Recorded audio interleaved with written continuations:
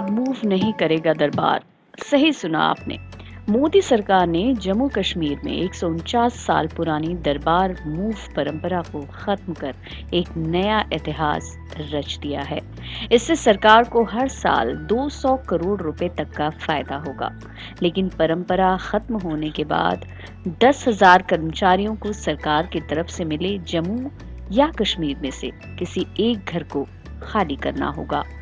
अब से पहले तक हर 6 महीने में जम्मू कश्मीर की राजधानी बदल जाती थी। गर्मी में श्रीनगर तो ठंड में जम्मू में सरकार चलती थी। राजधानी के इस अदला बदली को ही दरबार मूव का नाम दिया गया था। दरबार मूव के तहत पहले हर 6 महीने में राज्य के कर्मचारियों को भी इधर से उधर किया जाता था। ट्रकों में भरकर फाइलें और दूसरे सामान भी इधर से उधर और फिर उधर से इधर होते थे। इसमें सरकार के खजाने से पैसे तो खर्च होते ही थे, साथ ही सामानों की टूट फूट भी होती थी। इस प्रक्रिया में हर साल 200 करोड़ रुपए तक खर्च होते थे। अब नई व्यवस्था में कर्मचारी अपने नियुक्ति वाले स्थान पर ही रहेंगे और जरूरी कामों को ऑनलाइन करेंगे।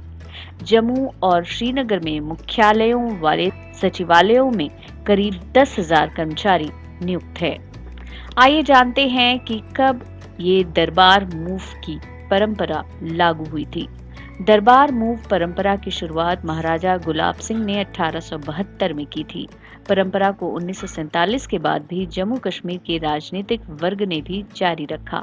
उनका मानना था कि ये परंपरा कश्मीर और जम्मू के अलग भाषा और संस्कृति वाले इलाकों में बातचीत के लिए पुल का काम करती है।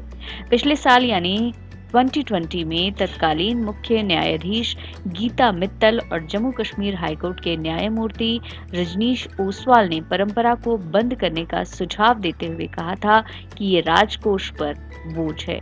हालांकि जम्मू कश्मीर के लोगों ने कभी इस परंपरा का विरोध नहीं किया।